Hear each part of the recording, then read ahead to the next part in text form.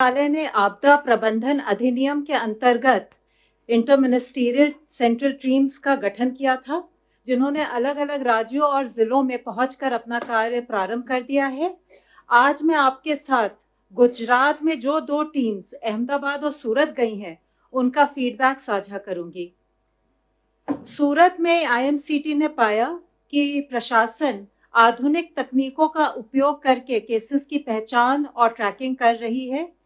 Private और सरकारी अस्पतालों और शहरी स्वास्थ्य केंद्रों का data, door to door survey, active surveillance, Gemini mobile app इत्यादि का डेटा जीआईएस मैप पर प्लॉट करके इसकी डिटेल्ड एनालिसिस कर रही है, जिससे कि आगे की कार्यवाही तय कर सके। आईएमसीटी ने पाया कि प्रशासन एक्सटेंसिव टेस्टिंग कर रही है, जिससे कि कोविड प्लस केसेस की पहचान आरंभिक चरण ही में हो जाए। सूरत नगर निगम का वॉर रूम और एक स्पेशल टीम ऑफ डॉक्टर्स इसी काम में जुटे हुए हैं। आईएमसीटी ने hospitals, containment zones, testing facilities इत्यादि का भी दौरा किया। उन्होंने पाया कि अधिकांशतः लॉकडाउन के नियमों का पालन हो रहा है।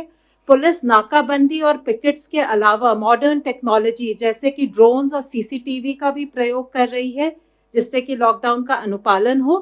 परंतु कुछ अंदरूनी गलियों में लॉकडाउन का नियमों का उल्लंघन ना हो, इसके लिए उन्होंने प्रशासन को सुझाव दिया कि और सख्त कदम उठाने की जरूरत है। सूरत में प्रवासी श्रमिकों के लिए प्रशासन, एनजीओज और इंडस्ट्रीज ने मिलकर फूड पैकेट्स और राशन किट्स का इंतजाम किया है। यह प्रशंसनीय है कि वितरण के समय सभी सोशल डिस्टेंसिंग के प्रोटोकॉल का बहुत अच्छी तरह अनुपालन करते हैं। आईएमसीटी ने प्रशासन को सुझाव दिया है कि श्रमिकों के साथ कोविड-19 के बारे में जो जानकारी है, उसको उन्हीं की भाषा में साझा करें। आईएमसीटी ने प्रशासन के साथ, जनप्रतिनिधियों के साथ, इंडस्ट्री एसोसिएशन के साथ भी विचार विमर्श किया है, खासकर टेक्सटाइल और डायमंड इंडस्ट्रीज जो श्रमिकों का मेजर सोर्स ऑफ एम्प्लॉयमेंट है। ज्यादातर श्रमिकों को पिछले महीने की तनख्वाह प्राप्त हो चुकी है। आईएमसीटी ने प्रशासन को सुझाव दिया है कि भविष्य में क्या कदम उठाए जाएं, इसके बारे में भी वो योजना बनाएं। जो हमारी आईएमसीटी अहमदाबाद गई है, उसने वहां पे हॉस्पिटल का, केयर सेंटर का, ब्लड डोनेशन कैंप का, शेल्टर होम्स का, प्राइमरी हेल्थ सेंटर इत्यादि का दौरा किया है। उन्होंने जो हाईवेज पर चेक पॉइंट्स लगे हुए हैं और जो क्वारंटाइन क्लस्टर्स के एंट्री पॉइंट्स हैं, उनका भी मुआयना किया। उन्होंने पाया कि क्वारंटाइन क्लस्टर्स के जो एंट्री पॉइंट्स हैं, उसमें पुलिस और मेडिकल टीम्स की जॉइंट व्यवस्था है। टीम ने विभिन्न स्टेक होल्डर्स के साथ भी विचार विमर्श किया। सिविल हॉस्पिटल के विजिट के दौरान उन्होंने पेशेंट्स के रिश्तेदारों के साथ बातचीत की। अस्पताल की सुविधाएं संतोषजनक पाई गई। मरीजों के रिश्तेदारों ने भी उन्हें बताया कि वे सुविधाओं से संतुष्ट हैं। उन्होंने केयर सेंटर का भी दौरा किया और पाया कि वहां पे पर्याप्त क्षमता है और जिन मरीजों में कोविड के लक्षण दिखाई पड़ते हैं, आवश्यकता पड़ने पर डेडिकेटेड कोविड हॉस्पिटल में पहुंचाने की उनके पास अच्छी व्यवस्था है। अभी तक 19-20 मरीजों को वहां पे शिफ्ट किया गया है। यहां भी सुविधाएं संतोषजनक है। टीम ने पाया कि जो इंडियन रेड क्रॉस सोसाइटी ने पुलिस और प्रशासन के साथ मिलकर जो रक्तदान शिविर का आयोजन किया था, वहां भी सोशल डिस्टेंसिंग इत्यादि का पालन हो रहा है। सर्वेलेंस और वल्नरेबल पॉपुलेशन की पहचान के लिए प्रशासन ने काफी कदम उठाए हैं। उन्होंने हाउस टू हाउस सर्वे किया है, इलेक्टोरल रोल का डेटा यूज किया, प्रोजेक्ट लाइफलाइन का डेटा, निक्षय का डेटा, टेको प्लस डेटा इत्यादि के माध्यम से उन्होंने वल्नरेबल लोगों की पहचान की है और उनकी टेस्टिंग चल रही है। प्राइमरी हेल्थ सेंटर के कैंप में उन्होंने एक मोबाइल टेस्टिंग वैन को भी देखा, जिसको लोकल री इंजीनियरिंग से बनाया गया है और ये काफी लाभदायक सिद्ध हुई है और मेडिकल टीम के लिए भी सुरक्षित है। आईएमसीटी ने सुझाव दिया है कि राज्य सरकार केंद्रीय सरकार की सहायता लेकर सरदार वल्लभ भाई पटेल अस्पताल में एक मल्टी डिसिप्लिनरी रिसर्च यूनिट की स्थापना करे, जहां उपकरणों की कोविड टेस्टिंग के लिए फैसिलिटीज डेवलप की जा सकती हैं। आईएमसीटी ने पाया कि लॉकडाउन का सख्ती से अनुपालन हो रहा है। पुलिस ने काफी इनोवेटिव सॉल्यूशंस यूज किए हैं, जैसे कि ड्रोन्स, और जिससे कि सोशल डिस्टेंसिंग का उल्लंघन ना हो। उन्होंने काथवाड़ा और नरोड़ा के शेल्टर होम्स का दौरा किया। चूंकि प्रशासन ने करीब ऐसे 33 शेल्टर होम्स बनाए हैं, उन्होंने ये भी सुझाव दिया कि जितने जो श्रमिक हैं उनको इस तरह 33 शेल्टर होम्स में बांटा जाए जिससे कि सोशल डिस्टेंसिंग अधिकतम हो पाए। यहाँ सारे शेल्टर होम्स में सुविधाएं अच्छी उपलब्ध थी और योगा और अन्य एंटरटेनमेंट की भी सुविधाएं थी। एक अनूठा उन्होंने प्रयोग पाया अहमदाबाद में। जो ग्रामीण एरिया है वहां हर ग्राम पंचायत में एक ग्राम योद्धा समिति का गठन किया गया है। ग्राम योद्धा समिति में सरपंच है, विलेज हेडमैन है, हेल्थ वर्कर है, हेड मास्टर है, तलाटी इत्यादि हैं। ये समिति जो है लॉकडाउन का पालन करते हुए गांव में राशन, सब्जी, दवाइयां इत्यादि को डोर स्टेप पे डिलीवर करती है। इसके अलावा वो आवाजाही पे और लॉकडाउन के नियमों के पालन पर भी नजर रखती है। आईएनसीटी का सुझाव है कि इस इनिशिएटिव को बाकी राज्यों द्वारा भी अपनाया जा सकता है। आईएनसीटी ने यह भी पाया कि जो सनंद इंडस्ट्रियल बेस है वहां पे फार्मा इंडस्ट्रीज चालू हैं और अब ऑटोमोबाइल यूनिट्स भी चालू हो गई हैं जो करीब 50% क्षमता पर काम कर रही हैं और 50,000 में से करीब 30,000 मजदूर काम पर वापस आ चुके हैं। आईएनसीटी ने वरिष्ठ अधिकारियों के साथ बैठक की और अपने सारे सुझाव उनके साथ साझा किए। हमारा पूरा विश्वास है कि केंद्र और राज्य सरकारों के संगठित प्रयासों से हम कोविड-19 के विरुद्ध जो हमारा अभियान है उसमें सफल होंगे। धन्यवाद। Health ministry representative please. पिछले एक दिन में अगर हम देखें तो देश में 1543 नए केसेस आए हैं, जिससे कि हमारे टोटल कंफर्म केसेस की संख्या अब 29,435 हो चुकी है। और अगर हम देखें कि जो हमारे केस एक्टिव मेडिकल सुपरविजन में हैं तो उनकी संख्या 21,632 है। अब तक पिछले 24 घंटे में 684 patients have been found cured, जिससे कि हमारा टोटल लोग जो क्योर हुए हैं वह संख्या 6,868 हो चुकी है। इससे हमारा रिकवरी रेट करीब 23.3% इस टाइम में समय हो गया है, जो कि एक बहुत ही प्रोग्रेसिव इंक्रीज है। मैं आप लोगों की दृष्टि में लाना चाहूंगा। आज देश में 17 ऐसे जिले हैं जहां पर पहले केस आए थे लेकिन पिछले 28 दिनों से कोई नया केस रिपोर्ट नहीं हुआ है। इन जिलों में एक जिले की बढ़ोतरी हुई है, जैसे कि कल बताया था हमने आपको, और एक जिला ड्रॉप हुआ है, यानी कि 2 जिले ऐड हुए हैं और एक जिला ड्रॉप हुआ है। जो जिले ऐड हुए हैं वह है कलिम्पोंग वेस्ट बंगाल में, वायनाड केरला में, और जो जिला जहां पर एक एडिशनल केस आया है वह है लखीसराय बिहार में।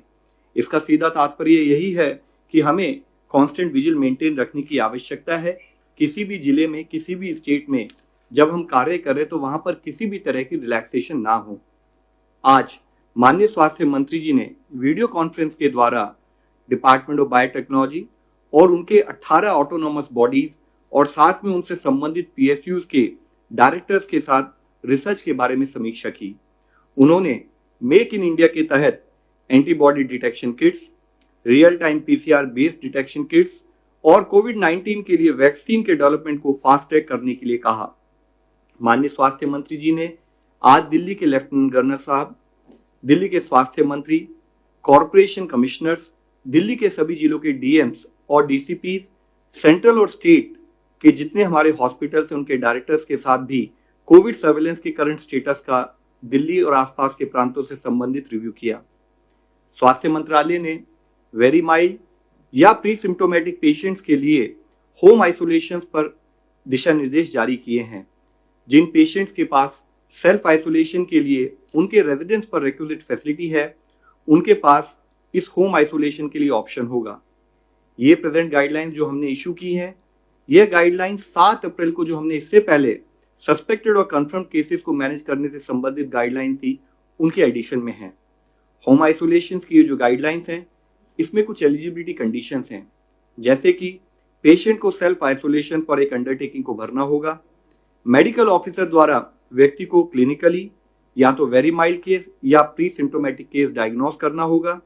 उन्हें मोबाइल पर आरोग्य सेतु एप्लीकेशन को डाउनलोड करते हुए उसको निरंतर उपयोग करना होगा। उनके पास सेल्फ आइसोलेशन के लिए और उनके फैमिली कॉन्टैक्ट्स को प्रॉपर क्वारंटाइन करने के लिए रिक्वायर्ड फैसिलिटी होनी चाहिए। 24/7 बेसिस पर देखभाल करने के लिए उनके पास एक केयर गिवर अवेलेबल होना चाहिए और केयर गिवर और हॉस्पिटल के बीच में एक प्रॉपर कम्युनिकेशन लिंक स्टैब्लिश होना चाहिए। केयर गिवर और उनके जितने भी क्लोज कॉन्टैक्ट हैं उनको हाइड्रोक्सिल क्लोरोक्विन प्रोफाइलैक्सिस के रूप में लेना होगा। पेशेंट अपनी हेल्थ को मॉनिटर करने के लिए एग्री करें और डिस्ट्रिक्ट सर्विलेंस ऑफिसर को अपने हेल्थ स्टेटस के बारे में रेगुलरली इन्फॉर्म करते रहें। उनको तुरंत मेडिकल अटेंशन लेनी चाहिए इन केस कि अगर उनको ब्रीदिंग डिफिकल्टी या चेस्ट में कोई पेन या प्रेशर हो या लिप या फेस पर कोई ब्लूइश डिस्कलरेशन डेवलप हो या कोई ट्रीटिंग मेडिकल ऑफिसर की एडवाइस हो तो वो अपने होम आइसोलेशन से निकलकर रिक्वायर्ड हेल्थ फैसिलिटी में जाएं। होम आइसोलेशन जब तक कि क्लिनिकल सिम्टम रिजॉल्व ना हो जाए या साथ में टेस्टिंग के द्वारा वह पेशेंट नेगेटिव ना पाया जाए तब तक कंटिन्यू करना होगा।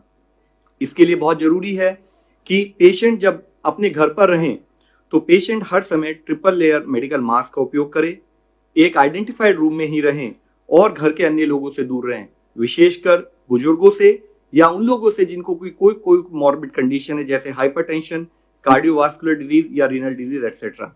वह घर के अन्य लोगों से कोई अपना पर्सनल आइटम शेयर न करें और जिन सरफेसेस पर हम ज्यादातर टच करते रहते हैं उनको रेगुलरली क्लीन करते रहें। साथ ही जैसे कि अभी कहा है कि उनको ध्यान रखने के लिए एक केयर गिवर होना चाहिए। वह केयर गिवर भी जब उनकी देखभाल करे तब एक ट्रिपल लेयर मास्क का इस्तेमाल करे।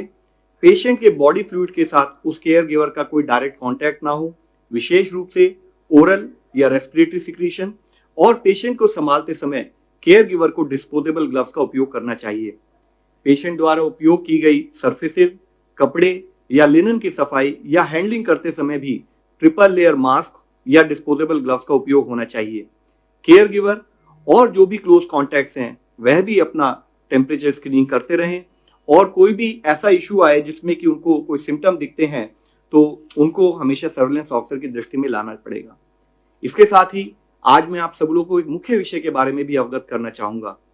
आई would like to mention about the plasma therapy for COVID-19 which has been talked about of late। इस पर काफी चर्चा हो रही है।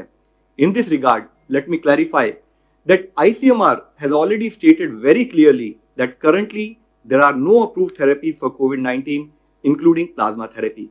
मैं फिर से आप लोगों की दृष्टि में लाना चाहूंगा कि COVID-19 के लिए आज देश में क्या दुनिया भर में भी कोई अप्रूव्ड थेरेपी नहीं है। And plasma therapy is one of the therapy which is being experimented with. However, so far there is no evidence to support it as a treatment। यह अभी भी एक्सपेरिमेंटल स्टेज पर है, इसका कोई एविडेंस नहीं है कि इसको ट्रीटमेंट के रूप में इस्तेमाल किया जा सकता है। यूएस एफडीए ने भी इसे एक एक्सपेरिमेंटल थेरेपी के रूप में ही देखा है। आईसीएमआर ने एक नेशनल स्टडी को लॉन्च किया है ताकि वह इस थेरेपी की एफिकेसी के बारे में स्टडी कर सके। इसलिए इस विषय में यह क्लैरिफाई करना बहुत जरूरी है, अति आवश्यक है कि जब तक कि आईसीएमआर अपनी स्टडी को कंक्लूड ना कर ले, रोबस्ट साइंटिफिक प्रूफ अवेलेबल ना हो, तब तक इस थेरेपी को केवल हम या तो रिसर्च या ट्रायल पर्पस के लिए ही उपयोग करें। इनफैक्ट जो प्लाज्मा थेरेपी है, अगर इसको हम प्रॉपर तरीके से प्रॉपर गाइडलाइंस के तहत इस्तेमाल ना करें तो इससे लाइफ थ्रेटनिंग कॉम्प्लिकेशंस भी हो सकती हैं। जब तक यह थेरेपी प्रॉपरली अप्रूव नहीं है या इसकी इफेक्टिवनेस सिद्ध नहीं हुई है तब तक इसके बारे में किसी भी तरह का दावा किसी भी स्थाई पर करा जाना बिल्कुल अनुचित है। आईसीएमआर की स्टडी के बारे में कहीं भी इस प्रकार का प्रयोग पूरी तरह से इलीगल है और दूसरी तरफ पेशेंट की जान को इससे खतरा भी उत्पन्न हो सकता है। इस संबंध में आईसीएमआर ने डिटेल्ड गाइडलाइंस पहले से ही जारी भी की हुई हैं। साथ ही मैं आप लोगों की दृष्टि में एक पॉजिटिव न्यूज ये भी लाना चाहूंगा कि अगर हम दुनिया के 20 देश जहां पर कि अब तक मैक्सिमम केसेस WHO के रिकॉर्ड के हिसाब से अभी तक आए हैं, उनको अगर हम नोट करें तो उनकी पॉपुलेशन, उनकी जनसंख्या करीब हमारे देश की जनसंख्या के बराबर होती है। मैं ये कहना चाहूंगा कि हमारे देश की जनसंख्या इतनी ज्यादा है कि हम कई देशों के समान हमारे देशों की जनसंख्या है। और कल का अगर हम WHO का डेटा देखें तो हम पाते हैं कि अगर हम उन 20 देशों में आए हुए कंफर्म केसेस की संख्या लें और अपने देश की कंफर्म केसेस की संख्या लें तो हम पाते हैं कि इंडिया में उन देशों के मुकाबले 1/84, यानी कि उन देशों में इंडिया में जितने केसेस रिपोर्ट हुए उससे 84 गुना ज्यादा केसेस रिपोर्ट हुए हैं। इसी तरह से अगर हम डेथ की संख्या भी देखें तो हम पाते हैं कि इन 20 देशों में जितनी डेथ रिपोर्ट हुई हैं उससे इंडिया में 1/200 टाइम्स, यानी कि उन देशों में इंडिया में जितनी डेथ रिपोर्ट हुई हैं उससे 200 गुना डेथ ज्यादा रिपोर्ट हुई हैं। यूं तो ये हम सबको पता है कि हमारे लिए, देश के लिए हर केस, हर डेथ दुखद है, लेकिन फिर भी अगर हम दूसरे देशों के कंपैरिजन में कुछ अच्छा कर पा रहे हैं तो उसके पीछे मुख्य एफर्ट देश के लेवल पर की गई प्रोएक्टिव, प्रिएम्प्टिव और ग्रेडेड अप्रोच है, और देश का हर लेवल पर जो सिपाही के रूप में हमारे स्टेट के साथ जो कोऑर्डिनेशन रहा है वह एक बहुत एफर्ट है। और उससे भी सबसे ज्यादा धन्यवाद के पात्र हैं हमारे देश के वो नागरिक जो लॉकडाउन को स्ट्रिक्टली फॉलो कर रहे हैं, और वह फ्रंटलाइन वर्कर्स जो अपनी जान जोखिम में डालकर लोगों की देखभाल कर रहे हैं। लेकिन हमें ध्यान रखने की जरूरत है कि हमें अपनी जो भी रिलेटिव बेटर परफॉर्मेंस है उसको मेंटेन रखना है, क्योंकि हमारे लिए आवश्यक है कि हम प्रतिदिन एक बैटल लड़ रहे हैं, प्रतिदिन एक लड़ाई लड़ रहे हैं। हमें किसी भी समय में रिलैक्स होने का कोई स्कोप नहीं है। हमारे रिस्पॉन्स में कहीं पर भी कोई ढिलाई ना आए। हम इसी मोमेंटम के साथ, इसी कॉन्फिडेंस के साथ अपने इस प्रयत्न में लगे रहें। देश का हर नागरिक सपोर्ट दे ताकि हम इस बीमारी से निजात पा सकें। धन्यवाद।